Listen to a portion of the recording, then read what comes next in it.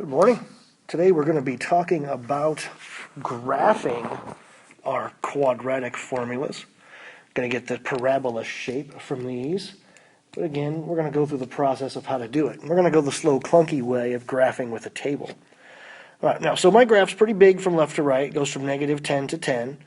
And if I'm going to get an accurate picture, I definitely need to pick some negative and positive numbers. I don't want to be on just one side of the page. So I'm going to pick some negative numbers. Like, for example, negative 10. All right, let's try that. Let's plug negative 10 into this problem and see what we get. So that's negative 2 times negative 10 squared. Well, negative 10 squared makes positive 100, negative times negative. And then negative 2 times 100 makes negative 200. So there's no way that's fitting on this graph. So I picked a number way too far out. So let's try to get ourselves closer to 0. Let's go back and pick like negative 2. See what happens there. So I plug negative 2 in for x in this equation, and negative 2 squared, negative times negative is positive, and then negative 2 times 4 makes negative 8. I can graph that. At negative 2, I'm down here at negative 8.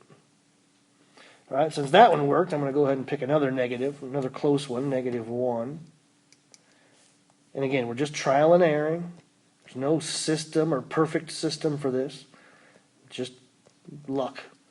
Negative 1 squared here is 1, and then I times it by negative 2, and I get negative 2. So another dot I can graph. All right, I'm running out of negative numbers now. I'm going to try 0. I plug 0 in, negative 2 times 0 squared. Well, 0 squared is 0. And anything times 0 is 0. So this thing does cross through the origin. It's kind of hard to see there. All right, now I want to try some positive numbers. All right, I'm going to keep kind of going in the same pattern. Well, since negative 1 worked, I'm going to try positive 1. And if I do positive 1 squared, which is 1, I get negative 2. Oh, the same answer I got with negative 1. So remember, parabolas have a mirror image. All right, next thing I would try is maybe another number that's positive that I've already used, like 2. Negative 2 times 2 squared. The 2 squared makes 4. Negative 2 times 4 is... Hey, I already saw that answer earlier, too. I'd be willing to bet if I tried positive 10, I would also get negative 200. So let's try it.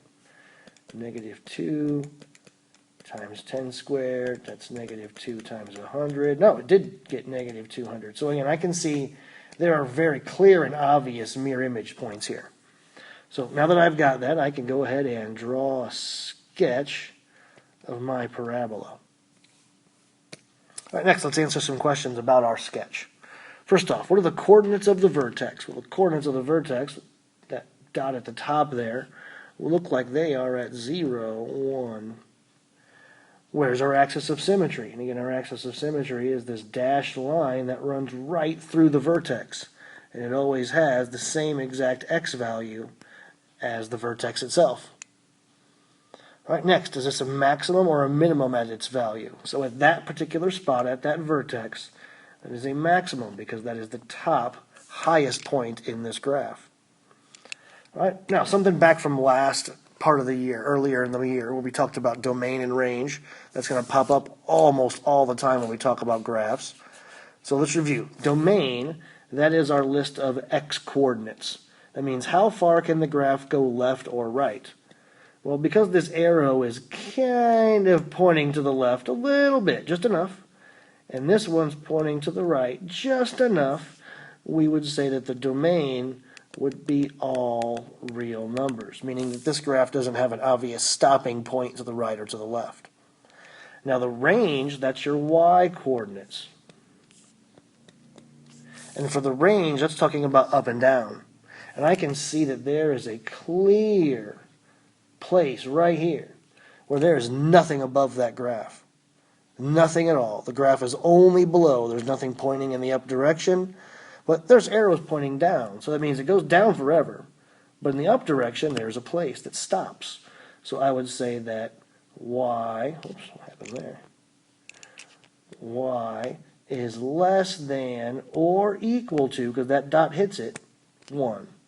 That line at y equals 1 straight across, every part of this graph is down below that line. So I would say y is less than or equal to positive 1. And again, this is pretty much what you're going to see on parabolas. They're almost always going to have the same domain, all reals, and they're almost always going to have a similar type of range. Everything less than or equal to, or everything greater than or equal to, depending on which direction the graph opens up.